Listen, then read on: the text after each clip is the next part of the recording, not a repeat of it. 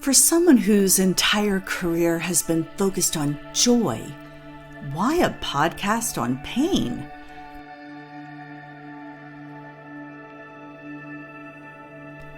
Because these stories need to be told. A good phoenix rising out of the ashes story reminds us all that not only can we survive, we can thrive. And when we emerge, we're different. That's the alchemy of pain.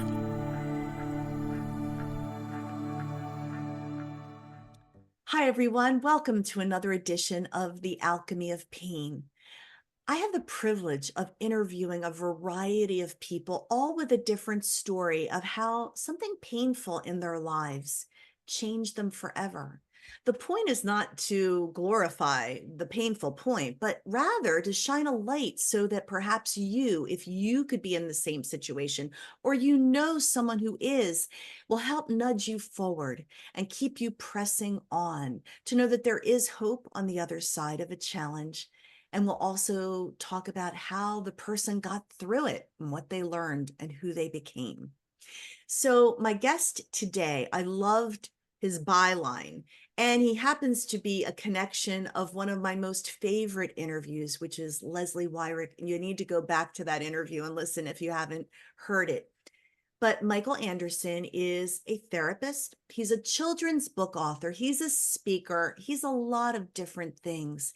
And today, among other things, he's going to talk about resisting fatherhood and being disconnected from his role as a parent, which is really interesting because everyone watching either is a parent or has had a parent.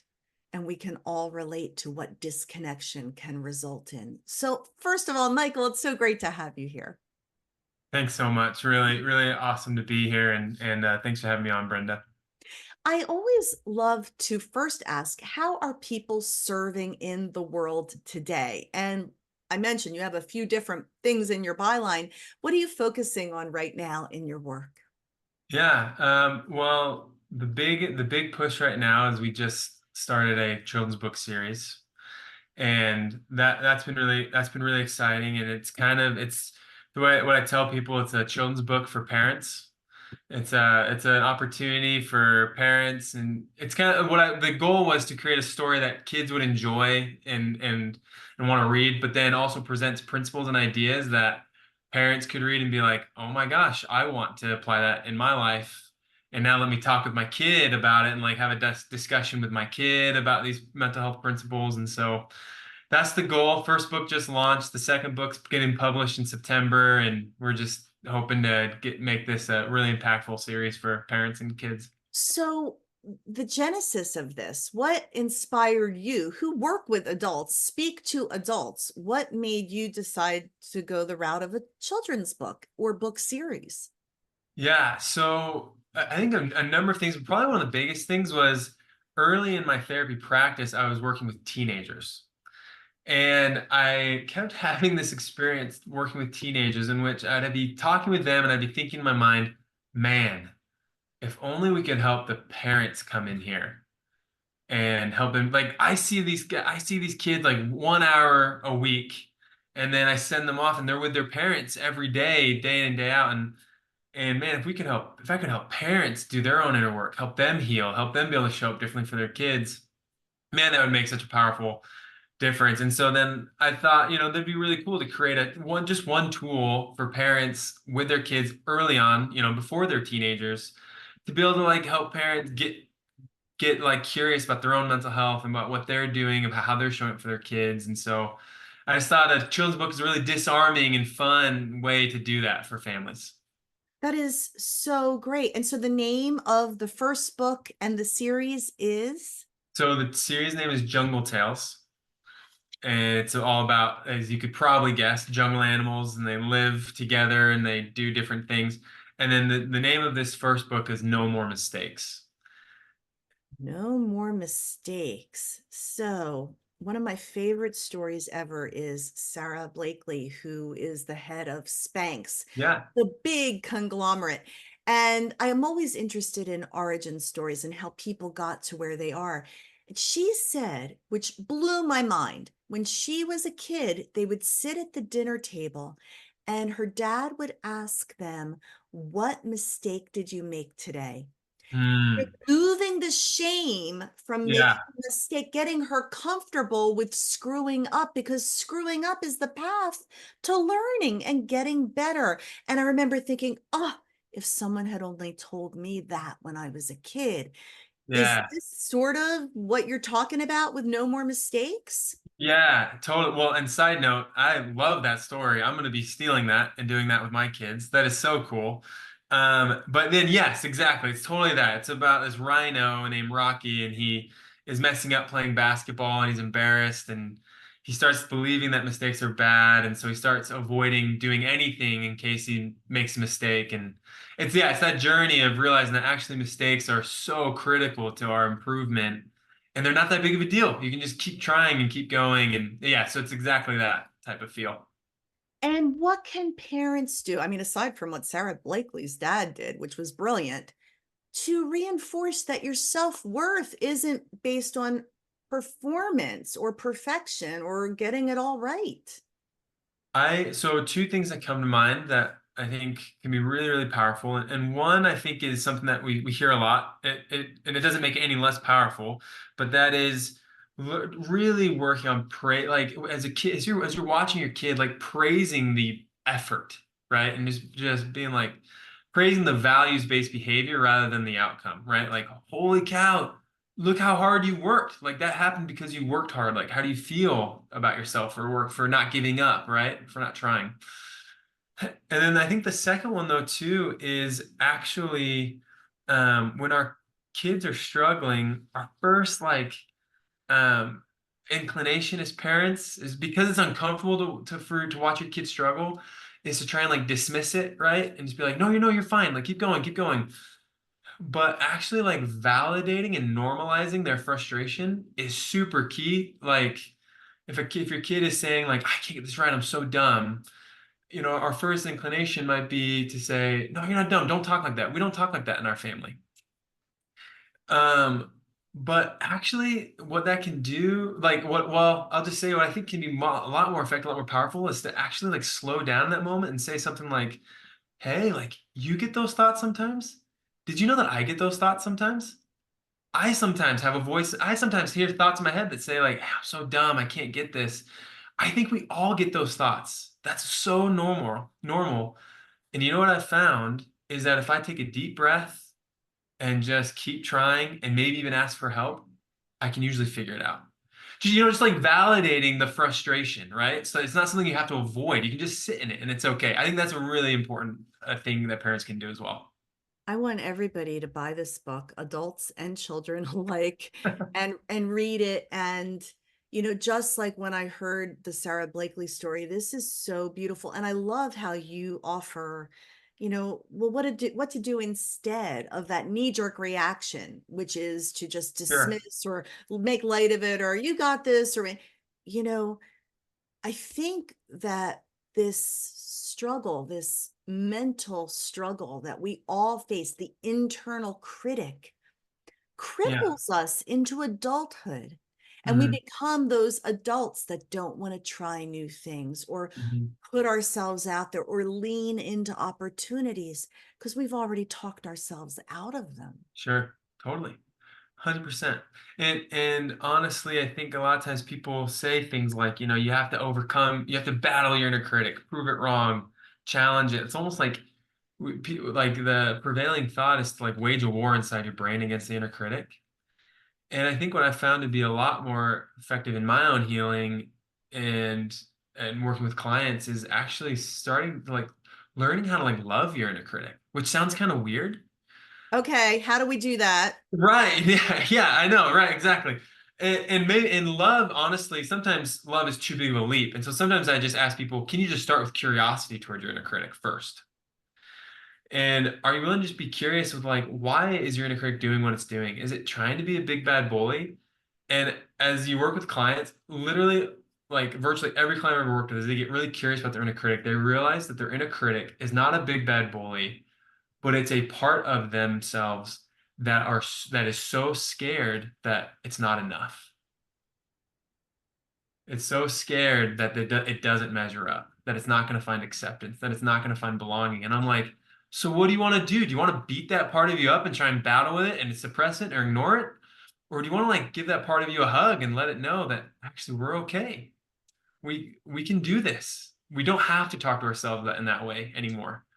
So I'm going to steal that because Please, I please do a do. I do a keynote called Settling Your Self-Worth, and I talk about the inner Mm, critic. And it's all about making peace with yourself and choosing to love yourself finally. I 100%. mean, I always say there's one person you're guaranteed to spend the rest of your life with, and it's Yeah. you. So Yeah. Yeah. Yeah. start being 100%. kind to you. However, your tactic about being curious about the inner critic rather than duking it out and kicking it to the curb. Brilliant advice. So you said my own healing. One thing that Yeah. helped with my own healing. Let's go there since clearly you've given so much value to this audience already and I want to thank you for it. Oh, But thank you. what happened in your life? What was your aha or pain point that made you this insightful person who's making such a positive difference in the world? What's your story? But well, that's super kind of you to say that. And we were talking before we started recording about how when I first started creating content to try and help parents and families, I felt this big crushing pressure to be like perfect and like I've got to have it all together. And then I just realized that that is so unrealistic. And I decided that if I'm going to do this, I'm going to share like genuinely my story and I'm not going to try and be perfect. And so, if I'm adding any value, can help people through sharing my story, it's an honor. Um, but yeah, I think when you ask like what was kind of impetus for how I got into this, and I think there's probably multiple answers to that question, but one really big one that kind of came to mind as you asked that question is um, everyone. I don't. I think it's really common. Everyone always says so. I had my oldest is 5. My oldest, and he's just this awesome, amazing kid. And I remember being told leading up to his birth that as like people tell me like, man, when your son is born, it'll change everything. You'll have this amazing experience. You're gonna feel a love that you've never felt before in your whole life. And I kind of like was gearing myself up for that. And I remember my son being born. I remember holding him, and I just remember feeling really anxious and like just feeling really stressed and uncertain of myself and of the future and I wrestled with this like dichotomy of everyone telling me what I should be feeling and actually what I was feeling and fatherhood was very challenging for me at the very beginning and lots of anxiety and I think it shined. One thing I learned, and sure you get this, is like parenthood, families in general, whether it's parenthood or marriage or whatever, it just shines a light on all of your insecurities. It shines a light on everything that is not healed inside of you, and that's what parenthood did for me. And it was a journey of having to go inside and figure out what's going on in me, right? I don't know if that makes any sense, but that's Oh, it does. Well, of course it does. Absolutely it does. And what's so refreshing is we often hear the stories from women who say, I was supposed to be overwhelmed with love when I held my baby in my arms and yeah. that disconnect. But we Yeah. rarely hear the man's side of it and that actually happens too. So it shone a light for you. I mean, at what point was there something that happened and you said, I need to deal with something here? Yeah, it was actually when my second son was born. Um, I had left my career to go back to school to become a therapist, and my son was born my very first semester of grad school, which grad school in and of itself is like no way to live life. It is so hard to try and balance everything in school and family. And um, I, if I'm being so just totally honest, I would say things like, I was kind of checked out from the family a little bit. I was disengaged from my marriage. I was disengaged from being with the family, and I would say things like, "Well, if grad school's so demanding of me, and I can't go to this family thing because I have to do studies or I got to stay up late and do homework." But if I'm being honest, there was definitely a part of me that was hiding behind grad school that was allowed me to that I was like, it was just seemed like such a convenient reason to not have to pour in and invest into my family. And so I hid behind grad school, and my relationship, my wife started to suffer, and my family, we were stressed, we were disconnected to each other. And finally, my wife and I looked at each other and we said, something absolutely has to change. Something absolutely has to change. We can't keep doing this. Mm. And that was the impetus to like really start going in and working on myself. Um, yeah. So to remove any shame from this, and I'm sure you battled with, here, I want to be a therapist and my family's falling apart. Right. Nothing more. Yeah, exactly. Like there's nothing, the biggest joke I think the biggest joke in the world is a parent therapist, because we're all just like trying to figure out like parenting as we're doing this. Yeah. So thank you for being so candid with all of it. When you went into your own need for healing, what did you discover? Were you not modeled a family that was connected? It actually I'm still trying to kind of figure out my psyche a little bit, which is can be a scary thing. And I actually had amazing examples growing up with parents. Um, feel so blessed. I think I had experiences not related to parenting, or not related to my relationship with my parents, but I think I had experiences that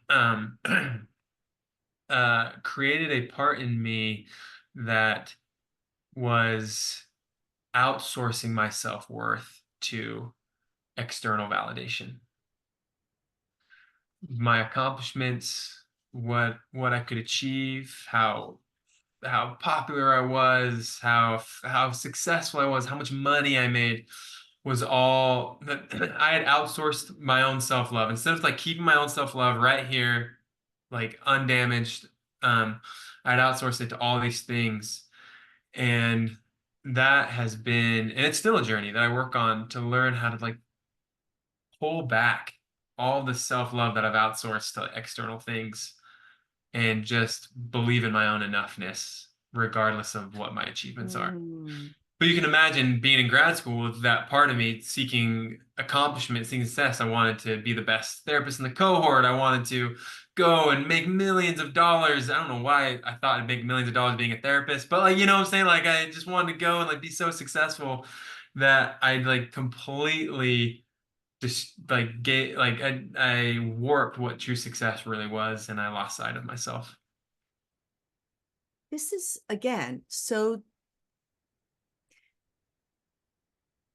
fascinating to me because we women, I don't want to lump us all together, but we often own up to this external, externally driven validation thing, Yeah. well, and I, in my keynote I do about settling your worth, I talk about, you know I wanted to show those bullies in high school that I was going to be somebody, so I went Right. into a career that put me in front of the camera, and I this this desperate energetic drive, which actually had nothing to do with who I really am as a Mhm. person. So getting in touch with who you really are. And Mhm. so did you have a skilled therapist to help you get there? I actually didn't, and that probably would have been really helpful. For me, it was honestly, I think a lot of it was reverse therapy, being in the chair with my clients. I worked, you know, I, I love doing trauma healing work and, spending time with clients who have been through just tragic, heartbreaking things, either in their childhood or just throughout life, because life is just hard.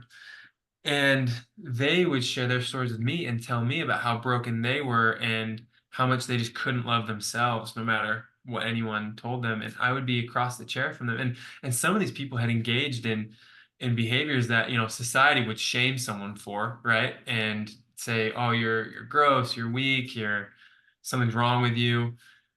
And as I would get to know them and get to know their story, I just client after client after client, like just like saw the humanity in each person, like the goodness in each person, and started to just realize how everybody is, even like the people that you could swear this does not apply to, it applies to them. Everybody is searching just to be loved and accepted. And people are not stupid, broken, lazy, um, perverted, gross, and like people are none of those things, but people are wounded. And um, and it just allowed me to see themselves, see others with like this compassion of like, you are awesome. You're an amazing person. I believe that with all my heart. And I think that finally started to like go back towards me as I started exploring my own inner parts and my own wounds. I was able to kind of reflect that back and Mm. treat myself. You start to treat myself with that same uh, perspective. Compassion, Yeah. self-respect, giving each other the space. Yeah. And so this wound is something that every human being has, and it's different. Yeah. And maybe it's not just one, it could be a few things. And oftentimes what we do, because the wound is raw, and if you touch it, it goes ouch. So we Yeah. try to anesthetize the wound. Uh-huh. And Yeah. that's how we end up getting into these behaviors which are not serving us. And we know they're not serving us. After I lost my partner, I started drinking too much. And it's like, I don't like who I am. I don't like what I'm becoming, but I just can't deal with how bad I feel right now. Right. Right. Um, and so then this self-defeating cycle of, okay, so I feel bad, so I drink, and then I feel bad because I drink, and Uh-huh. then I'm depressed because I feel bad because I drink, and then Uh-huh. I Yeah. drink more to get, Yeah. and that's just one example of a cycle. Yeah. The way it played out in your life was just you kept busy and disconnected. Yeah, it was I kept busy. I searched for another thing to try and accomplish and to try to climb to the top of. I would get defensive, right? I would if my wife was accurately calling me out, right? Mm. The same defenses go up of like, why don't you appreciate what I'm doing for our family, right? Which is that defensiveness is actually a call for validation, right? Because I'm trying to succeed. So why don't I want, that part of me is like, come on, validate what I'm doing, right? Instead of feeling like a failure. Um, it's all just like this intense fear of failure, right? Um, and so um not being vulnerable with people. Like, oh yeah, I'm fine. Everything's good. I am good. Like nothing's wrong with Shields me. up. I'm fine. I'm fine. Yeah, I'm part of the solution. I'm never part of the problem. I'm never part of the problem. I'm only part of the solution.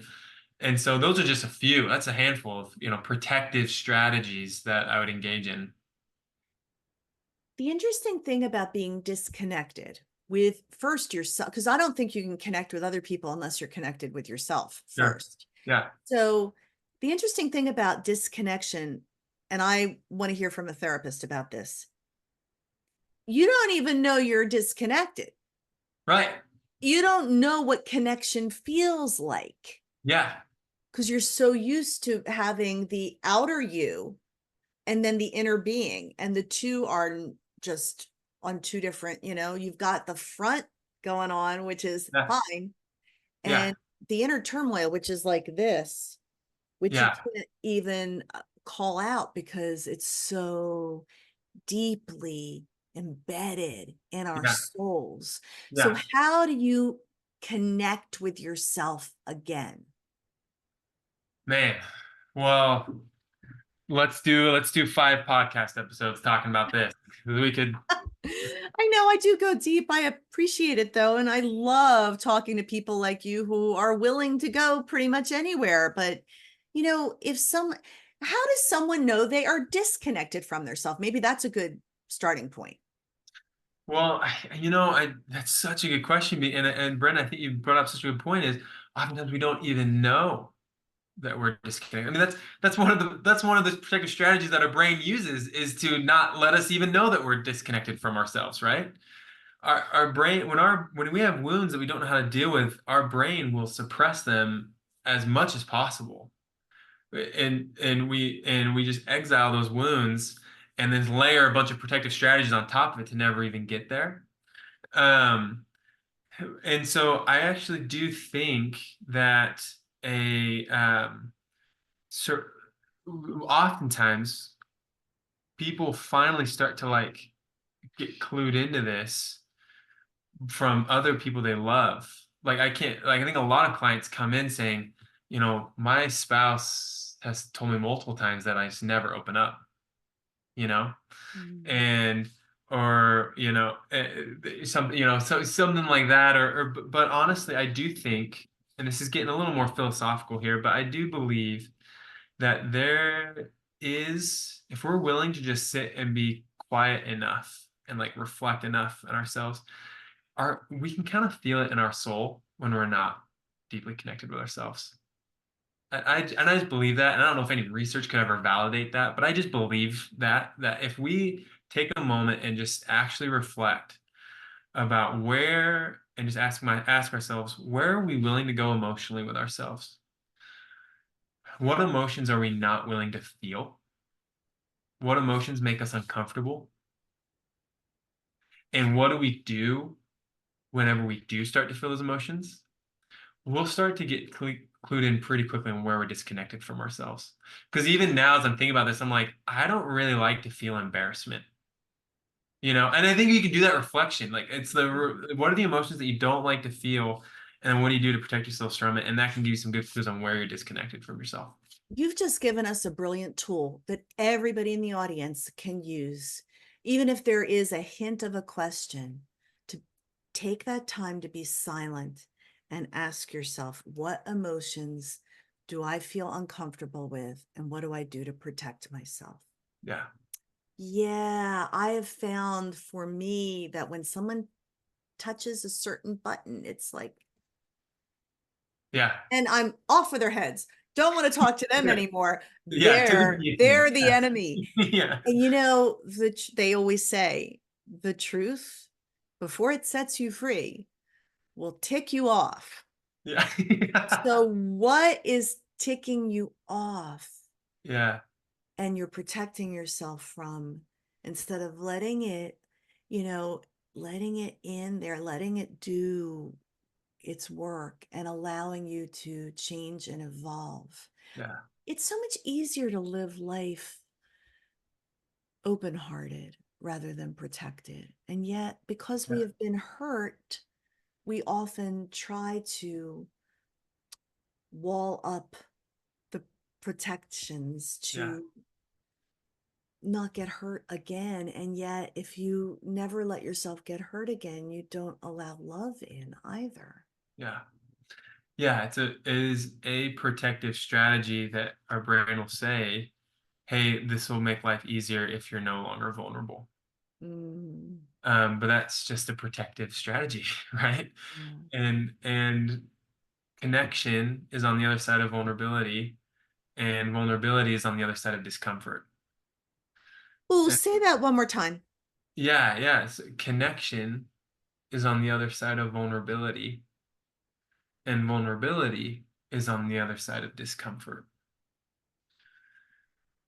And that's not to say that we just need to let everybody into our lives who don't deserve, who haven't earned that trust, right? Um, but that is to say that there are like in fact, I think where it starts is what you said. It starts with being willing to be vulnerable with ourselves and learning how to then get to the connection with ourselves that's on the other side of that. I love it when because, and by the way, disclaimer, audience, this is not a one and done process. Welcome to life. Yeah. Yeah. This is an ongoing journey. And just when I start to like have my and feel like, oh, I'm in a different place. This is good. And I get comfortable in that place. And then all of a sudden, ooh, something pushed yet. You mean there's still, I thought all my buttons had been pushed Yeah. and there Right. are still more, Right. because while we live, we are in a constant state of growth and expansion if we will choose it, or else we shrink. And I think that's when we begin the death process, Yeah. because we are alive, which means we are not static, which means there is going to be discomfort, and leaning into that discomfort on the other side of it can be some beautiful things, but we're not saying it's always going to be fun to get there. So, what are the joys of fatherhood that you have discovered since being willing to be connected? Can you give me a story or an example in your life with your children? Oh man. Ooh. How do I limit to just one story? Well, I have to tell you, I read one on your LinkedIn page Oh, really? where you posted about you were on your phone and Yeah. your son said something to you that was like, I promise you, Dad, that I'm way more fun than whatever you've got on your phone. And he Yeah. was right. So I just told one of your stories. No, but I love that. Yeah, that was such a big thing. I was, making posts on LinkedIn. I'm most active on LinkedIn. That's really basically the only platform I'm active on. And there's nothing more ironic than trying to make a post about parenting on LinkedIn and have your son being like, Dad, come play with me. Dad, come play with me. I'm like, no, son, I'm working. Jeez. And so finally, one day, at one point, yeah, after asking me multiple times, he comes to me and says, Dad, he was like 4 at the time. I promise playing with me will be way more fun than working on your phone. And so I was like, you know what? Put the phone down. I'm gonna take that bet. I believe that. That sounds accurate. And I believe, so there's so much good research, really good research out there about the wonderful effects on a child's development having their parent with them, right? So many good things. I don't think we talk about enough, though, how much parents need it. Like, I was just talking with someone earlier today. They're asking about, like, hey, like, tell me about, like, how the effects of like reading books with your kids. Tell me more about the effects of that on their brains and their development. And I'm like, honestly, there's a lot of good stuff, but can I just be real with you? I need it because society is so good at keeping us moving at such a fast pace. And we all, not we all, that's way too sweeping of a statement, but a lot of us, myself included, can wear busyness like it's a badge of honor. Oh, I'm busy, therefore I'm being really effective and productive and I'm successful and I'm good. And the times when I just like stop and read a book with my kid, and it allows me to just be so present with the innocence of my children, with the playfulness of my children, with the creativity of my children, with just the wonder and the curiosity of my children. And it just is like healing for me. Like I just need that in my life. And my wife and I, we started doing like one-on-ones with our kids where, about once a month we try and do one-on-one time with each kid and go do a fun thing and let them choose what we do. And we thought it was going to be for them, but it is totally for us. It's totally for us to slow us down, help us become more present, and it's healing to the soul to just be with your kids and to just engage in that. So, how has the relationship with your wife improved? I'm a big believer that relationships are not built on perfection. Relationships are built on repair. Relationships are built on, and I could say I'm a believer of this. Like I discovered this. This is not my discovery. This is research around relationship science and psychology, but it's just the truth is we all try and like have this like perfect marriage, this perfect relationship. But the truth is that what builds security in a marriage and a relationship is it's the belief that permeates through the relationship that no matter what happens, my partner's got me. and my partner's going to come back. And there's just this belief in this in the relationship that we when things go wrong, we will make it right. And to answer your question, I believe like that's our relationship has been a lot of repair. It's been a lot of like, man, I messed that up. I'm really sorry. And it's been a journey, and my wife and I are still on this journey of learning how to not just sweep things under the rug and move on, but to just like come together in vulnerability. So lean into the discomfort, revisit something that went wrong, be vulnerable with each other, and repair, and then experience connection. So that's been a journey that we've been on. That's going to help so many people listening. It is not perfection that creates connection. Right. And I think your story is really valuable. I think back to a song that came out probably before you were born, the Harry Chapin song, um, about when you coming home, Dad. I don't know when, but we'll Oh, get but we'll together be together. then. Yeah, yeah, yeah, And yeah, it's always like someday we'll get together. And then the tables turn, and then it's the son saying to the dad, yeah, we'll get together then. yeah, And then life passes. yeah. And I was reading about the prodigal recently, and the word prodigal, I was like, well, what does that word prodigal mean? And it means to be wasteful. Hmm. And we all have this limited time in life. And I've made a personal prayer that I don't want to be wasteful about it. Whether it's the chance to have connection Mhm. or to love, I want to go for that. And one of the posts that you had, I don't think anybody at the end of their life says, gee, I wish I spent more time on my phone. Right.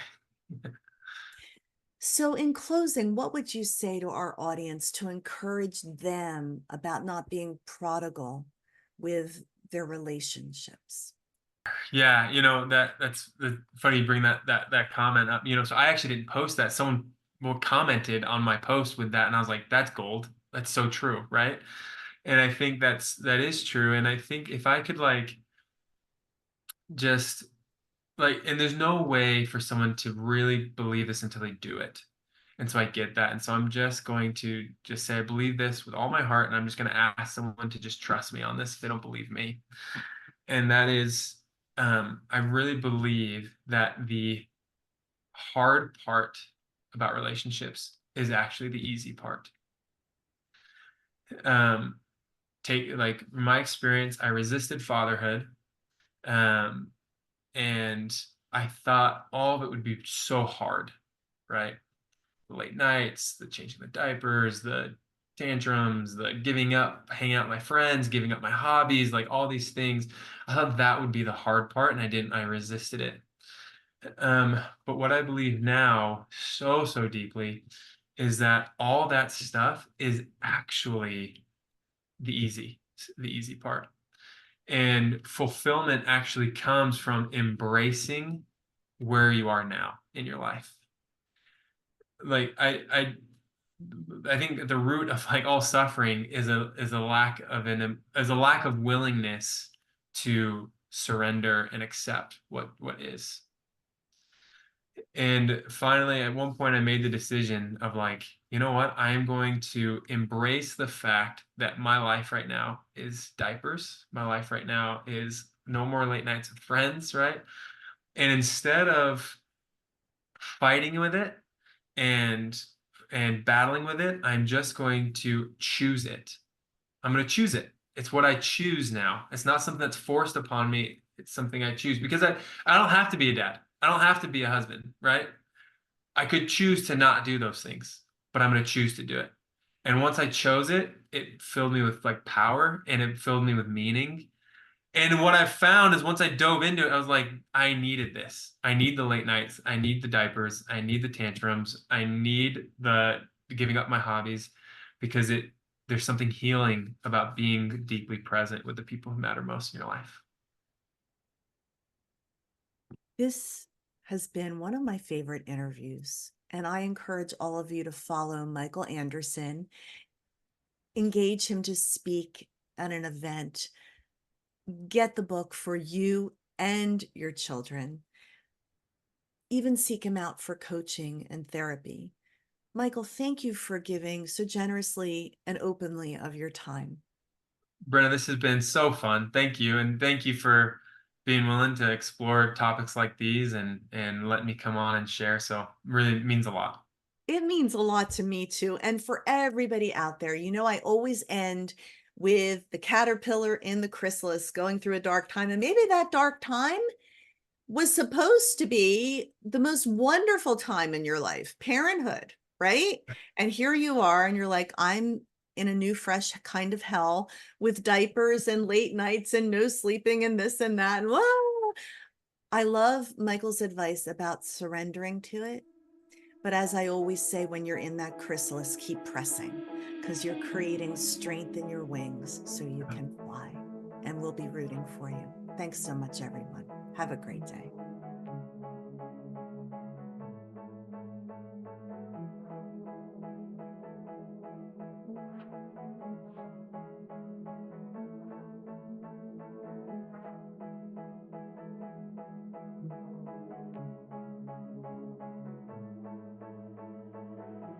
Do you know someone whose story should be told on this podcast? I'd love to hear from you. Shoot me an email through brendaviola.com.